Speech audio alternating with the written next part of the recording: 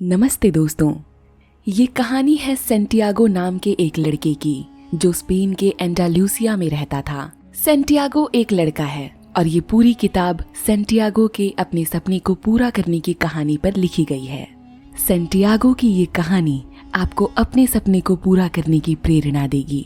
आइए सुनते हैं सेंटियागो की कहानी और बुक समरी द एल्केमिस्ट। दोस्तों, सेंटियागो बचपन से ही पूरी दुनिया में घूमना चाहता था, लेकिन उसके पिता उसके इस सपने के खिलाफ थे क्योंकि उनके पास पैसे नहीं थे। लेकिन उसने एक दिन हिम्मत करके अपने पिता को अपने इस सपने के बारे में बता दिया।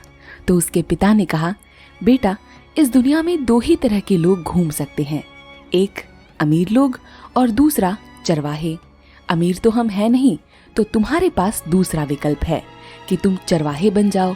बताओ, बनोगे? सेंटियागो हर हाल में अपने इस सपने को पूरा करना चाहता था, इसीलिए वो तुरंत एक चरवाहा बनने के लिए हामी भर देता है। अब बेटे की इतनी मजबूत इच्छा शक्ति के आगे झुककर उसके पिता अपने बचाए हुए थोड़े से पैसों में से कुछ रुपये उसे भेड़ें खरीदने को दे देते हैं और यहाँ से सेंटियागो के एक चरवाहे बनने का सफर शुरू होता है। सेंटियागो ने उन पैसों से कुछ भेड़ें खरीदी और एक आम चरवाहे की तरह अपना दिन गुजारने लगा। अब उसका हर एक नया दिन एक नई जगह और नई चुनौतियों से भरा होता। सेंटियागो अपनी भेड़ों के खाने पीने का बहुत ध्यान रखता क्योंकि उसकी भेड़ें उसके घूमने के सपने को सच कर रही थीं। भेड़ों की ऊन बेचकर उसे जो पैसे मिलते थे उससे वो अपनी मनपसंद किताबें खरीद कर पढ़ता था। एक दिन सेंटियागो उस लड़की से मिलने की सोचता है जिससे कभी उसे प्यार हो गया था। ये लड़की तरीफा नाम के शहर की होती है। तरीफा में उस लड़की को ढूंढते ढूंढते एक दिन सेंटियागो अपनी भेड़ों के साथ एक ऐसी जगह पर पहुंच गया जहां उसने एक चर्च देखी जो शायद काफी पुरानी थी। अंधेरा हो चला था तो सेंटियागो ने सोचा कि चर्च के पास ही एक सिकामोर पेड़ के नीचे रात गुजारी जाए। उसने अपनी भेड़ों को चर्च में बंद कर दिया और अपनी रात वहीं सिकामोर पेड़ के नीचे बिताई। उस रात सेंटियागो ने एक सपना देखा जो उसको पिछली रात भी आया था कि एक बच्चा उसका हाथ पकड़कर उसे इजिप्ट के एक पिरामिड में ले जाता है और उसे कहता है कि अगर तुम यहाँ आओगे तो तुम्हें यहाँ छुपा हुआ खजाना मिल जाएगा। जैसे ही वो बच्चा उसको उस खजाने की जगह दिखाने लगता है, वैसे ही सेंटियागो की नींद खुल जाती है। ये सपना सेंटियागो की जिंदगी बदल देता है। अब सेंटियागो जानना चाहता है कि आखिर उसके इस सपने का मतलब क्या है। अपने इस सवाल के जवाब के लिए वो एक भविष्य बताने वाली महिला के पास पहुंचता है। सेंटियागो उसे अपना पूरा सपना कह सुनाता है तो वो महिला उससे कहती है कि मैं तुम्हें तुम्हारे सपने का मतलब बता दूंगी, लेकिन इससे पहले तुम्हें मुझसे ये वादा करना होगा कि तुम मुझे खजाने का 10वां हिस्सा दोगे। सेंटियागो मान जाता है। वो महिला उसे बताती है कि तुम्हारे सपने का मतलब है कि तुम्हें सच में इजिप्ट जाना होगा और वहां तुम्हें पिरामिड्स के नीचे खजाना मिलेगा। अब सेंटियागो सोचता है कि यार, ये तो बहुत ही आसान था, इसे तो कोई भी बता सकता था। खैर, उसके बाद सेंटियागो और भी ज्यादा कंफ्यूज हो जाता है क्योंकि भविष्य बताने वाली उस औरत ने उसे ये तो बता दिया कि उसे छुपे हुए खजाने के सपने को पूरा करना चाहिए, लेकिन इजिप्ट के पिरामिड वहां से बहुत दूर थे और इससे भी बड़ा खतरा तो ये था कि उस रास्ते में बहुत ही भयंकर रेगिस्तान भी थे। सेंटियागो के पास ना तो पैसे थे और ना ही इतनी हिम्मत कि वो अपना इतना अच्छा चल रहा चरवाहे का जीवन छोड़कर अपने इस सपने को पूरा कर सके, जो शायद वो भी नहीं जानता कि सच होगा या नहीं। अब सेंटियागो अपनी यही सब बातें सोच ही रहा था कि तभी उसके पास एक बूढ़ा आदमी आया और उसने कहा कि उसका नाम मेल्चीजेडेक है और वो सलेम का राजा है। सेंटियागो ने उसे नजरअंदाज किया क्योंकि वो बहुत फटे पुराने कपड़ों में था और उसकी हालत से इस बात का अंदाजा बिल्कुल भी नहीं लगाया जा सकता था कि वो कहीं का राजा हो सकता है। लेकिन अचानक उस आदमी ने कहा कि सेंटियागो, मैं तुम्हारी मदद उस खजाने को ढूंढने में कर सकता हूँ। उस आदमी ने आगे कहा कि इस दुनिया में सबसे ज़्यादा मायने यही बात रखती है कि हम अपने सपनों को रियलाइज़ कर पाते हैं या नहीं। जब हम अपने सपनों को शिद्दत से पूरा करने की ठान लेते हैं तो पूरी कायनात हमारी मदद करती है। उस बूढ़े व्यक्ति ने सेंटियागो से ये भी कहा कि कई बार मुश्किलें तेरे सामने आएंगी और तू परेशान होगा, तू हार भी मानेगा, लेकिन तब भी तुझे कुछ ऐसे सिग्नल्स भी मिलेंगे जो तुझे सही रास्ता चुनकर फिर से अपने सपनों की तरफ आगे बढ़ने में मदद करेंगे। उस बूढ़े की ये बातें सुनकर सेंटियागो अपने सपने को पूरा करने के लिए राजी हो गया और उसने अपनी सारी भेड़ें बेचकर कुछ पैसा कमा लिया और इजिप्ट के पिरामिड में जाने का मन बना लिया। अब सेंटियागो पहुंचा टेंजियर्स नाम के एक शहर में जो मोरक्को में था।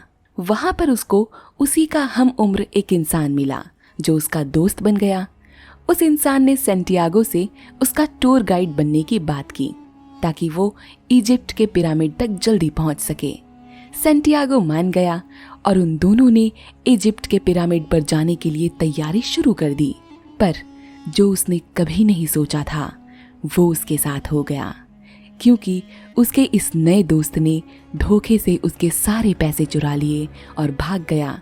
अब सेंटियागो फिर से परेशान हो गया क्योंकि उसके पास अब कुछ भी नहीं बचा था। ना ही उसके पास उसकी भेड़ें थी और ना ही इजिप्ट के पिरामिड तक जाने के लिए पैसे बचे थे। अब उसे बिल्कुल उम्मीद नहीं थी कि वो कभी उन पिरामिड्स तक जा पाएगा। लेकिन फिर अचानक उसके दिमाग में उसी बूढ़े आदमी की बात याद आने लगी जिसने खुद को सलेम का राजा बताया था। उस बूढ़े व्यक्ति की बातें याद कर उसके अंदर फिर से एक उम्मीद जाग गई और फिर उसने उसके पास कुछ ना होते हुए भी अपने सपनों को पूरा करने की तरफ कदम उठाने का मन बना लिया। क्योंकि अब उसके पास कुछ भी नहीं था, इसीलिए उसने वहीं एक क्रिस्टल बेचने वाले की दुकान पर काम करने का सोचा। वो एक क्रिस्टल मर्चेंट के पास गया और उनसे कहा कि मैं आपकी क्रिस्टल साफ करने का काम करना चाहता हूँ और इसके बदले में आप मुझे बस एक वक्त का खाना दे देना। उसने ये सोच लिया था कि जिस दिन मेरे पास इजिप्ट जाने के पैसे आ जाएंगे उस दिन मैं ये काम छोड़ दूंगा और अपने सपने को पूरा करूंगा। सेंटियागो बहुत लगन से अपना काम करता था। वो हमेशा नए नए क्रिएटिव आइडियाज सोचता था, जिसका नतीजा ये निकला कि धीरे धीरे अब उस दुकानदार के क्रिस्टल्स की बिक्री बहुत बढ़ गई। दुकानदार एक अच्छा इंसान था। उसने सोचा कि क्यों ना अब सेंटियागो को उसके अच्छे काम के लिए पैसे भी दिए जाएं। सेंटियागो ने 1 साल तक पैसे इकट्ठे किए ताकि वो अपना सपना पूरा कर सके। लेकिन जब उसने वो पर्याप्त पैसे इकट्ठे कर लिए तो उसका मन थोड़ा सा डगमगाने लगा। अब उसके दिमाग में 2 बातें चल रही थीं। पहला अपने सपने को पूरा करने की और दूसरा फिर से भेड़ों को खरीदकर एक चरवाहा बनने की। लेकिन फिर उसने सोचा कि चरवाहा तो वो किसी भी दिन बन सकता है क्योंकि उसको इस बारे में सब कुछ पता है। लेकिन उसने अपने इस सपने को पूरा करने के लिए 1 साल तक मेहनत की है और इस सपने को वो बीच राह में ऐसे ही नहीं छोड़ सकता। इस तरह उसने एक बार फिर फैसला कर लिया कि वो अपना सपना पिरामिड्स के नीचे छुपे खजाने का पता लगाने का पूरा करके ही रहेगा। इसी बीच एक दिन उसे पता चला कि सहारा रेगिस्तान से होते हुए एक कारवां इजिप्ट को जा रहा है। बस फिर अब क्या था, सेंटियागो ने क्रिस्टल्स के दुकानदार यानी अपने मालिक को अलविदा कहा और उसी कारवां के साथ हो लिया। उस कारवां में उसे एक अंग्रेज मिला जो एक एल्केमिस्ट को ढूंढने जा रहा था। दोस्तों, एल्केमिस्ट एक ऐसे इंसान को कहते हैं जिनके पास तांबे को सोना बनाने की कला होती है। सेंटियागो और उस अंग्रेज की दोस्ती हो गई क्योंकि दोनों अपने लक्ष्य के प्रति प्रतिबद्ध थे। ये कारवां अब धीरे धीरे आगे बढ़ रहा था, लेकिन तभी एक दिन ये अफवाह उड़ी कि उस रेगिस्तान में एक जंग छिड़ने वाली है जिससे होकर वो कारवां गुजर रहा था। इस अफवाह से सब लोग डर गए और उन्होंने फैसला किया कि जंग में रिस्क लेने से बेहतर है कि जब तक जंग खत्म नहीं हो जाती हम इस रेगिस्तान में मौजूद ओएसिस के पास ठहरते हैं। अब जंग का कोई भरोसा नहीं था। ये कुछ हफ्तों में भी खत्म हो सकती थी और कुछ सालों तक भी चल सकती थी। अब सेंटियागो फिर से परेशान हो गया। उसने सोचा कि पता नहीं मुझे कब तक यहाँ रुकना पड़ेगा। दोस्तों, ओएसिस रेगिस्तान में मौजूद एक ऐसी जगह को कहते हैं जहाँ पानी और कुछ पेड़ पाए जाते हैं। ओएसिस पर पहुँचते ही उस अंग्रेज ने एल्केमिस्ट की खोज फिर से शुरू कर दी और सेंटियागो भी उसकी मदद करने लगा। अब इस खोज के दौरान उन्हें एक लड़की मिली जिसका नाम था फातिमा। फातिमा ने उन्हें उस एल्केमिस्ट का पता बताया, लेकिन इसी बीच सेंटियागो को फातिमा से प्यार हो गया। अब रोज सेंटियागो फातिमा से मिलने लगा और वो अंग्रेज भी उस पते पर पहुंचने की कोशिश करने लगा जो फातिमा ने उन्हें दिया था। एक दिन वो अंग्रेज उस पते पर पहुंच ही गया। वो पता सही निकला क्योंकि वो एल्केमिस्ट उसी पते पर था जहां फातिमा ने बताया था।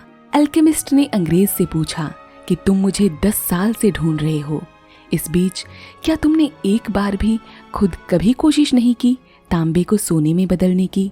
अंग्रेज ने कहा नहीं।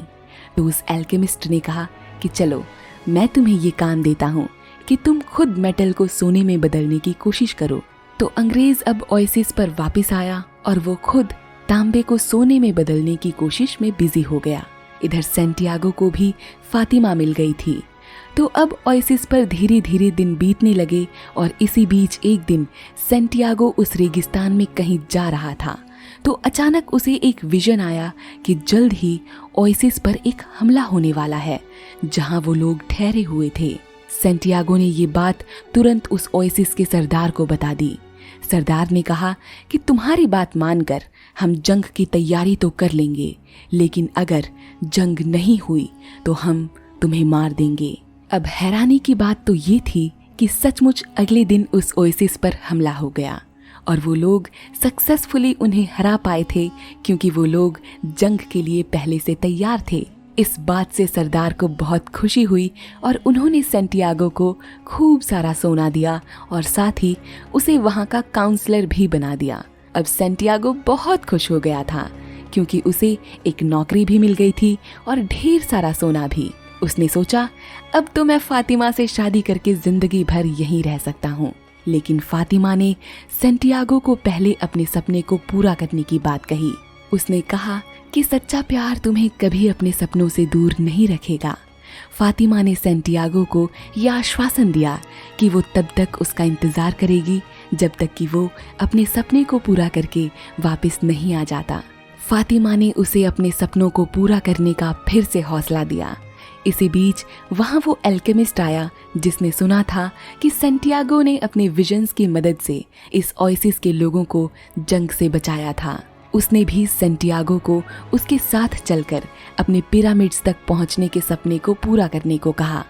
अब वो दोनों पिरामिड्स की तरफ चल दिए, लेकिन रास्ते में कुछ गुंडों ने सेंटियागो से सारा सोना छीन लिया। अब ये गुंडे सेंटियागो और एल्केमिस्ट को मारने ही वाले थे कि तभी एल्केमिस्ट ने उन गुंडों से कहा कि तुम्हें नहीं पता कि सेंटियागो एक महान जादूगर है। ये अपने आप को हवा में बदलना जानता है। ये हवा बनकर तुम सबको उड़ा सकता है। ये सुनकर सभी गुंडे जोर से हंसने लगे और उन्होंने एल्केमिस्ट से कहा कि चलो ठीक है, हम इसे 3 दिन का समय देते हैं। अगर इसने खुद को हवा में बदल लिया तब तो हम इसे छोड़ देंगे, लेकिन अगर ये ऐसा बदलने में नाकामयाब रहा तो हम इसे मार देंगे।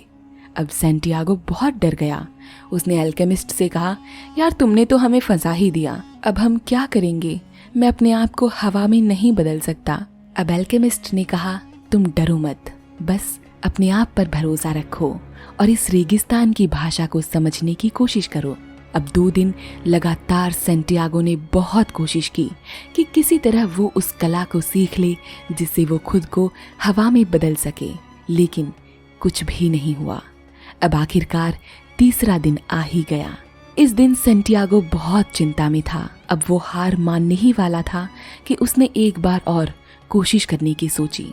इस बार उसने दिल से रेगिस्तान को समझने की पूरी कोशिश की और आखिरकार वो अपने आप को हवा में बदलने में कामयाब हुआ।